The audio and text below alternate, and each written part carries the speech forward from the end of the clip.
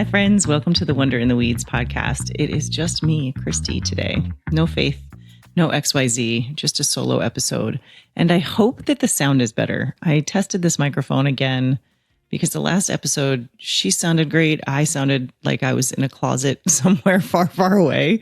So I'm hoping that you guys can hear me and I don't sound like I'm coming from inside my shirt and it's not too poppy and lots of hard P's and S's and things like that. So anyway, welcome. Today's episode is just me, and it's just me because it's a little bit of a reaction to the last episode that she and I recorded together. I'm not even sure if you've heard it yet, but we've recorded a few that were about that were kind of faith generated, that were that were Z generated, about like, what was it like for you then? And what was it like for you?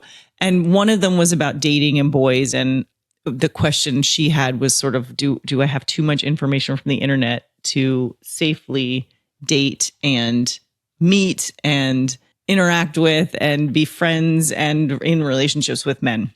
And go listen to that one if you want. But a couple things she said, and then I'll tell a little story too about later. This wasn't on the podcast. She had doctor's appointments and we were talking about her health and, you know, what questions she might have for the doctor. And there was a lot of discussion around food and nutrition, and a lot of what she was saying that she was worried about or concerned, I shouldn't say worried, concerned about, was really normal stuff. And it got me thinking, I'm specifically talking about food. It got me thinking, did I overcorrect?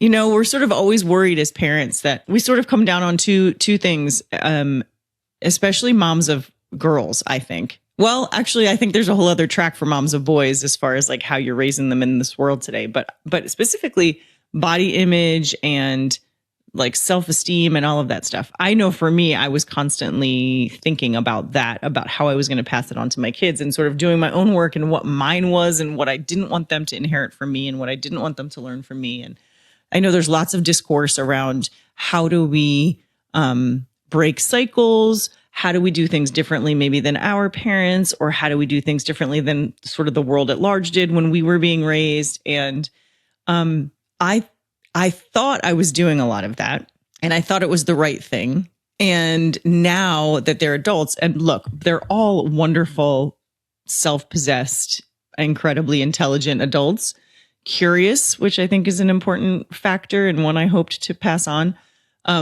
So I have I'm not really concerned about it because I think they're largely great. I just have found myself recently, especially in conversations with her, surprised at some of the things she thinks and believes about herself and the world at large that I think are the opposite of what I thought would happen if I said and did certain things as her parent. And so I think there's a lesson there in humility, in the sense that I didn't have nearly the power, not power, but I didn't have nearly the impact that I thought I would as a parent, in so much as the world around me was just as loud as my voice in a lot of cases for her. And so that's it's a lesson in humility there, but also it's this idea that not, I don't want to sound defeatist and be like, no matter what we do, they're just going to turn out who they are, because that's not entirely true. But I guess there is no such thing as like parenting well enough that your kids grow up to be these like, that they never have an insecurity and that they never worry that they're doing something, or that they're always confident in every room they go into and they're always self-assured. Because I think that's impossible. I don't think any human being is any one of those things all the time. And yet, as parents, I know we sometimes think, well, if we just do these things, then we'll raise kids who are that way. And I think to some degree, you have control over who you raise. They can be kind and empathetic and caring and curious and things like that. And there is no sort of like Frankenstein-y, creating of this adult human for parents either. So we have to kind of keep that in mind. And I think, I believe I kept that in mind during the process. I just am even surprised now that I didn't keep it in mind nearly as much as I thought, because there are times where she says things and I'm like, oh no, I think maybe I overcorrected. And I think is what this episode is about, because that's what's been in my face recently, is like, oof, did I overcorrect some things? Like, I didn't love the way I was raised in these areas. And so I'm going to try to do the opposite or more of something I felt like I was lacking. And I'm not saying that's a bad idea in general, but I'm wondering, was it too much? So for instance, we'll talk about the food thing. I grew up, I think, like a lot of Gen Xers, in this sort of diet culture of women were supposed to be a certain size. Women were supposed to, quite frankly, women were supposed to hate their bodies. Women were supposed to just be constantly looking for ways to improve themselves and look better and be better. And what better and what good meant changed so frequently that it was hard to know. Am I supposed to be Kate Moss thin, or am I supposed to be Gabby Reese muscular and strong? Or am I supposed to be, something in between? These like 6 foot, I grew up at exactly the same time as the invention of the supermodel. So those were our beauty standards, were these like 6 foot, million women who were walking around in 5-inch heels to make them like whatever. But being tall in real life wasn't acceptable. So I'm trying to paint a picture that like, not only were we raised in this diet culture of like constantly changing norms, but our mothers largely were also raised in the same thing. They were supposed to look a certain way. They were supposed to eat a certain way. They were whatever. And I know for myself, the implicit messages, because there was no like external, like my mother's external messages were like, finish your food, clean your plate or else, or it's a waste of money or a waste of time or a waste of whatever. And she would tell stories about herself only eating like carrots for the entire day when she was younger. And, that was back when she looked so great and was so skinny and had a lovely little waistline, but she only ate carrots. And so she couldn't live like that now. And so that's why she didn't look that way now. And it was a lot of like her own insecurities, but then it was like it was all on her. It was her. She never complained about society. She never complained about the unrealistic beauty standards. She said, we're supposed to be thin, and I was thin when I was back and young and had the energy and the like chutzpah to only eat carrots. But now that I am, an adult with children and a job and a widow and all these things, well, I had to let my body go. So that was sort of the implicit message, was like, it's all on me. I'm responsible, and food is mostly bad, except that also we have these wonderful family dinners where the time that I was most happy as a kid was when she was cooking a big meal and everybody gathered. We did it like for like monthly birthdays. We all happened to be born like two siblings in a month, all the way down the list. So we would have like January birthdays or February birthdays or whatever. And then we also did Thanksgiving at my mom's house. And so my childhood growing up, food was the center of things that were also full of love and warmth and fun and joy. And they were not, yeah. Anyway. So I had a very complicated relationship with food is what I am walking round and roundabouts and telling you. And so as an adult, pre-kids, I kind of tried to get into, all right, how can I change this relationship? How can I learn to love my body and take care of my body and be, because I also growing up loving food, but also I grew up as an athlete who just exercised for the sake of the team sport and not because of anything I wanted to do. I know I've talked about that a bunch on here, but as a young adult, I then had to sort of learn, like, what does it mean to take care of your body when you're not doing it to compete in a sport? And what does it mean to eat healthily? And so I really sort of embarked and went all in as I tend to do. I went all in on nutrition and exercise. I thought in a way to sort of educate myself and be, quite frankly, more compassionate to myself about who I was and how I fueled myself and how I took care of myself. So then along come my children, and I am hyper aware of not passing on any kind of problematic behavior around food. And so I really tied to them for my kids. I really tried to tie food to not just nutrition, but like your mood and how you feel and all of the things that are associated with food. So food became this sort of, not fuel, because I hate that too. It wasn't like you fuel your body. It was like there is a connection between how you feel and what you're putting into your body. And I don't think that's wrong. Let me be clear. I don't think that message was incorrect. There is a relationship.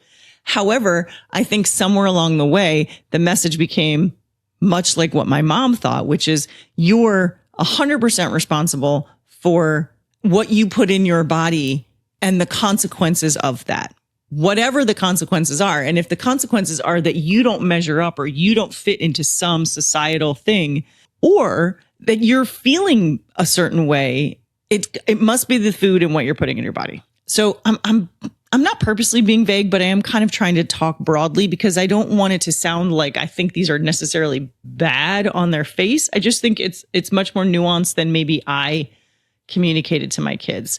So what I heard from my adult daughter the other day was a lot of concerns and a lot of questions she had for the doctor about her diet, quote, big capital D diet, like how she eats generally in the world. And then I said, like, well, what is your diet? What are you worried about? And then she described her diet and it's fine.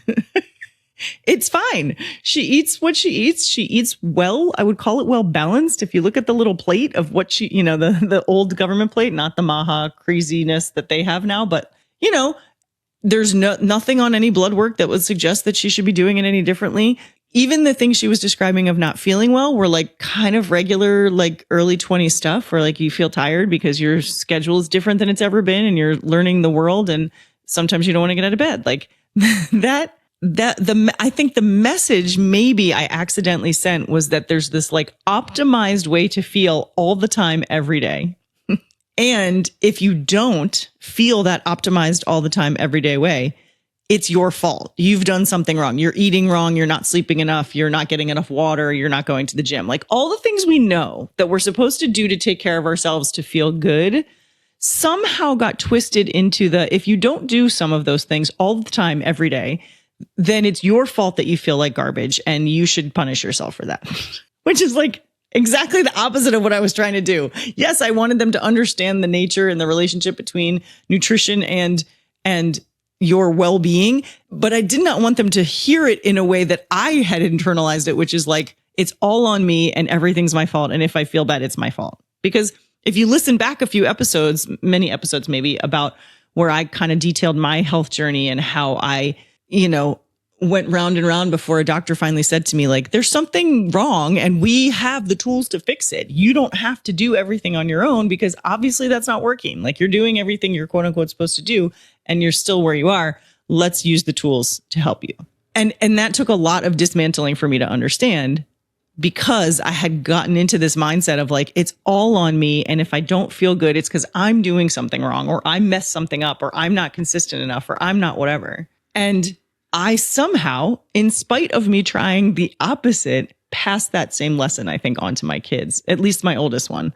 She had this, like, I have to go to the doctor because I don't feel good all the time, every single day. And I think it's because I'm not eating enough vegetables or something, like whatever it was.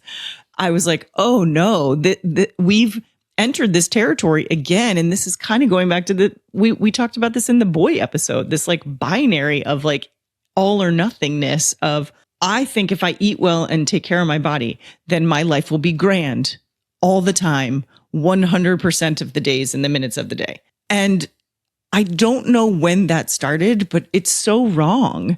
And it's so impossible. It's impossible. No one feels good 100% of the time, all the time. And if you look at sort of the grand scheme of life, do you feel good most of the time? Yes. Do you want to do things? And these are some of the questions I asked her. I was like, do you feel good most of the time? Yeah. Are you tired all the time? No. When you get out of bed, how's your day? Fine. Like, but there was this, it's hard to get out of the bed some mornings, which she sort of convoluted into, I'm doing something wrong because I don't know what, I guess I should pop out of bed and hit the road every day and like, jump up and be ready to start the day all the time. And if not, then I must be doing something wrong. I fear, again, not just me and my voice, but also the sort of world at large and this idea of like optimizing and whatever, fighting the clock and anti-aging and all of the things that have trickled down even to our children, that we have somehow led ourselves to believe that like perfection is the only acceptable outcome, I guess. Or if it's not perfect, then there must be some way we can tweak it to change that. And that makes me sad for everybody, myself included, that somehow we're blaming ourselves when things aren't 100% great all the time. So getting back to the parenting piece, what this has me reflecting on is I think exactly that in parenting. I think somewhere along the way, I thought, if I do it different, if I break these cycles, if I tell them my reasoning for things so that they're not left to wonder, if it's their fault, then they're going to grow up and be and be perfect, I think in my head is what I must have sort of expected. I think as much as I talk about expectations, and I thought was pretty clear all the way up that I was just trying to raise them in a way that gave them more autonomy and more self-confidence and more insight than I had as a kid. That was enough. And yet I'm surprised when anything isn't right with her. Or not right, but if anything, she has said a few things both about boys and about, I say boys like she's 11 years old, but you know what I mean? Relationships, romantic relationships, her own self. Like, she has said things that I'm like, how did that happen when I thought I was trying for the opposite to happen? And I guess what I'm saying is I wasn't practicing what I preached, in the sense of, I guess I expected perfection. I expected her to never feel sad. No, duh. I expected her to never question her own worth. I mean, I don't know that that's possible. So why am I taking it on as the mom of thinking, oh, I overcorrected. I did this wrong. When in reality, the fact that we had the conversation, the fact that we have a healthy enough relationship that she can say, here's my concerns, and I can push back a little bit and say, well, wait a minute, this sounds actually perfectly normal to me. Ask your doctor, but I don't know. It sounds like you're being a little hard on yourself here. The fact that we can have those conversations at 23 actually is a sign that we parented pretty well. And I need to sort of relax on the perfect parenting and realize pretty well is great. My mom parented pretty well too. And were there some parts that I didn't have that I wish I did because I think adulthood would have been a little easier? Yes. Does that mean that she did a bad job? No. And does that mean that there weren't some parts that she gave to me that were so great? Yes, that's true. Her parenting was pretty great, meaning, yeah, some stuff could have been better, but her life could have been better too. And she had no role model. So she was really doing an amazing job sort of breaking that cycle that she'd grown up in. And then I did the same thing of breaking some cycles that I grew up in. And hopefully my kids will do the same thing if they have kids, to break those cycles of how they grew up. And the conclusion that I'm coming to with all of this, that I'm realizing, and I didn't have it more fleshed out in like a research way, because I really just wanted to have a conversation with you all about this in real time, because I think so much of parenting that we're presented with is this polished outcome, or these 4 pillars that will help you get to your desired outcome. And I think what's lost in the translation of that is that somehow we have the outcome as perfect, or never experiencing any negativity, or never questioning themselves, or never feeling bad about themselves, or never, all this sort of resolute 100%, 100%, 100%. When what we really should be saying is, are we doing it better than it was done for us? Are we filling in some holes that we maybe had and we don't want them to have? And if the answer to any of those is yes, then we're doing great. We're doing pretty great. We're pretty great parents, and we're raising pretty great humans who will go on to raise pretty great humans as well. So myself, you, if you're out there listening to this, we all need to just give ourselves a little more grace and recognize that cycle breaking is hard, and that we're all doing this job without much of a roadmap, because no matter how great our parents were, they weren't doing the job that we're doing now. And our kids will be doing more of a job than we're doing now too, probably. Every generation has a little bit more on their plate from a parenting perspective, because the world is changing so much that the expectations for both children and parents are changing so rapidly these days that we're all sort of running ahead without the road there yet. And we can't always look back for help because they weren't doing the same thing. We can look back for help sometimes, but not always. And so the binary nature of parenting, of what we think, like, is there good or bad? No.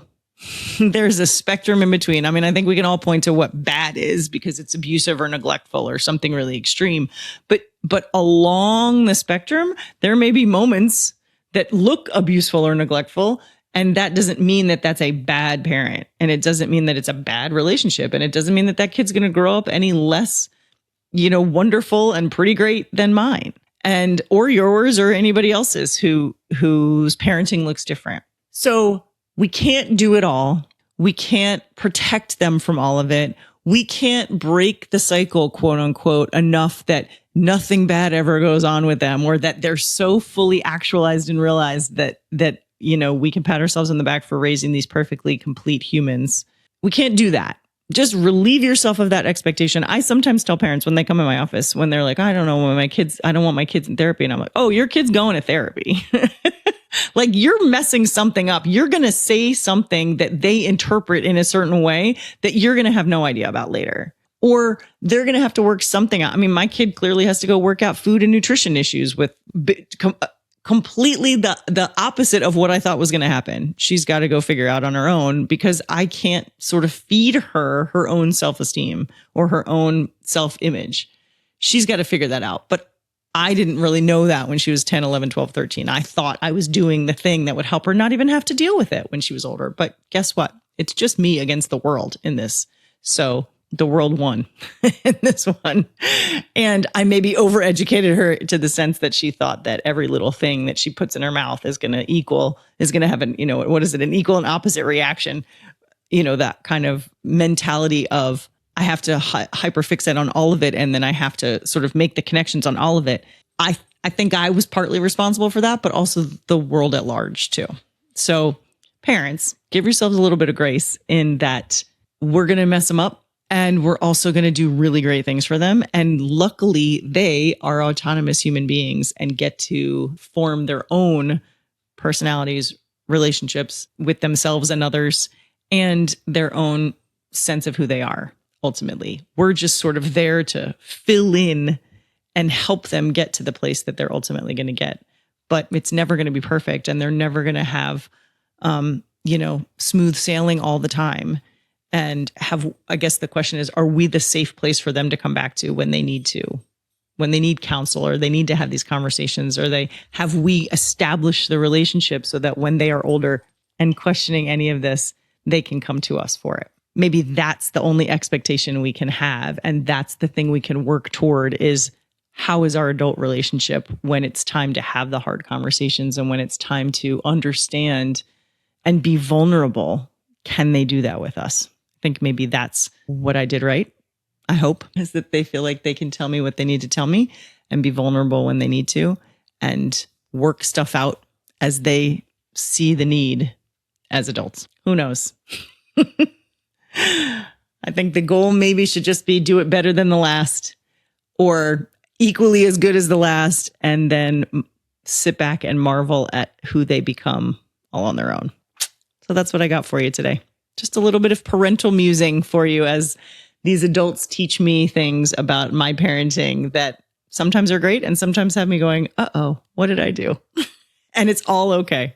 That's it. So I do want to move into the part, we've been doing this, Faith and I have been doing this too, the what are we reading, watching, and listening to? And I want to keep doing that. So I usually end with what my wonder of the week is, and I will kind of incorporate that into this, because sometimes my wonder is a book I'm reading, or a TV show I'm watching, or the moments that come in all of those things. So for this week's wonder, I want to talk about the show I'm watching, which I think is probably over by now, but it's called Rooster, and it is Steve Carell. It's Connie Britton, and it's the poor actor. I think it's Phil Dunster, but it's Jamie Tart from Ted Lasso. I can never remember his name. And it's an HBO show, and it's actually, ironically, it's a lot about parenting. Actually, it is a guy who it's so complex and beautifully done. I love it. But it's also this like lighthearted half an hour comedy in a lot of ways too. So it's a dad who writes like what I would call like grocery store mysteries. He's like Carl Hassan, that I don't know if that's how you say his name, but like those books that are like the guy's a cool like PI who solves murders on the beach, like that kind of, he writes those kind of books. And he goes and speaks at the university, the like hoity-toity liberal arts New England university that his daughter works at. His daughter has just found out she's a professor there, and her professor husband, who's this like fancy British, I think he teaches like Russian history or something weird, maybe just world history. He has cheated on her. So the dad arrives on this campus right after this scandal has broken with these two professors and some infidelity.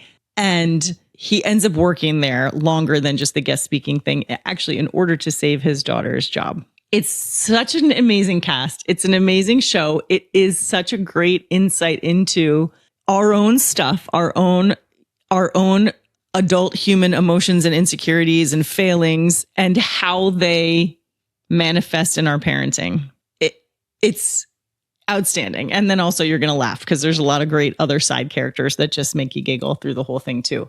So I might do an entire episode on the show because I really love, especially, I think I just watched the last episode. If not, then it's close to the last episode. And the sort of conclusion that happened has me really thinking, oh, this show is about parenting. I didn't necessarily think it in the beginning. It's definitely a relationship-based show, but I didn't necessarily see the heaviness of the parenting piece until last night's episode. So I will probably do a whole other segment about it. But for you, listener, if you're looking for something to watch that is enjoyable and enjoyable for a number of reasons, not just because it's light and fluffy. I know Faith and I talked about light and fluffy last time we recorded because we were talking about like network television that just is like easy on your brain. This is not that.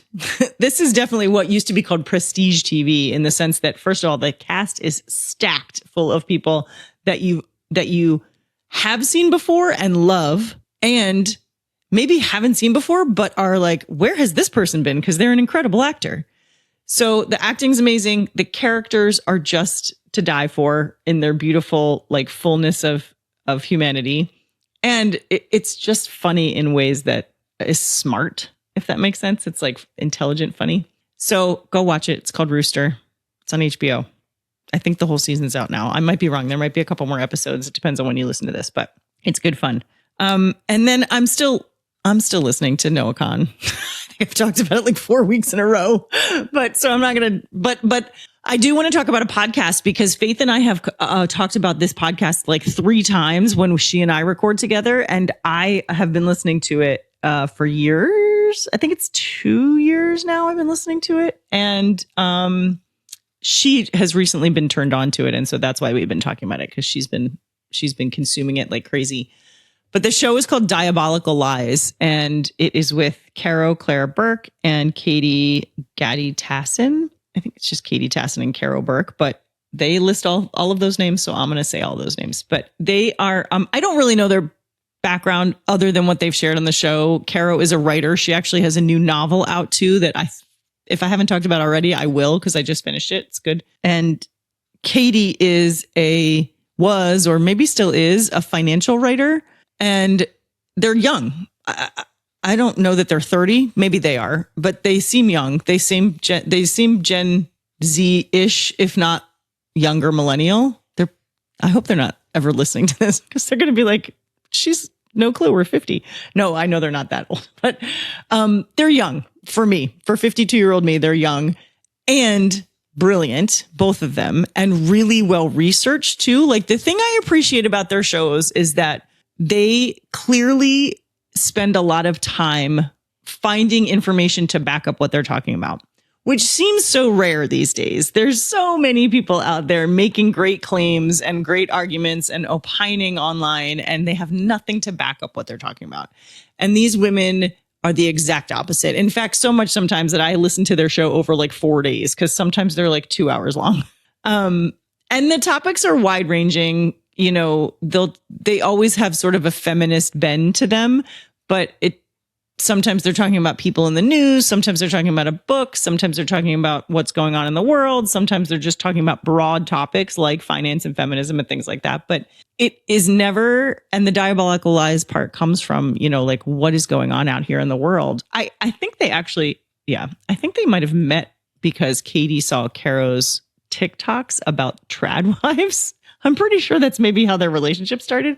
And they kind of reached out and were like, we need to do something together. And then this podcast just blew up. But it blew up. But if you haven't heard it, and chances are if you're listening to me, you maybe haven't heard it because I'm old and they're not.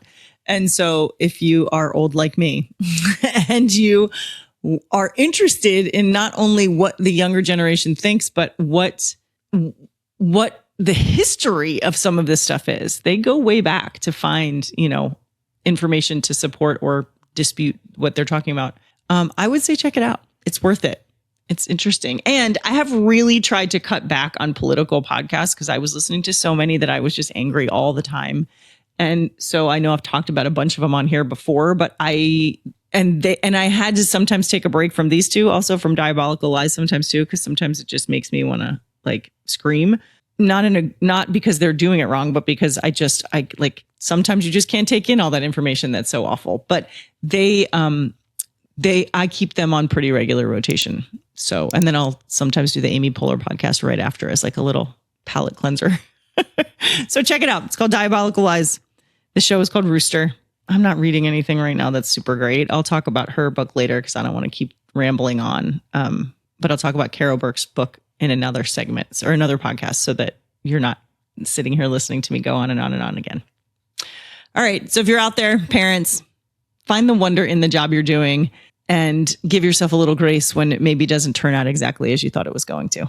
They're all going to be fine. Our kids are going to be all right because we care so much about whether they are or not. Until next time, keep finding the wonder in the weeds.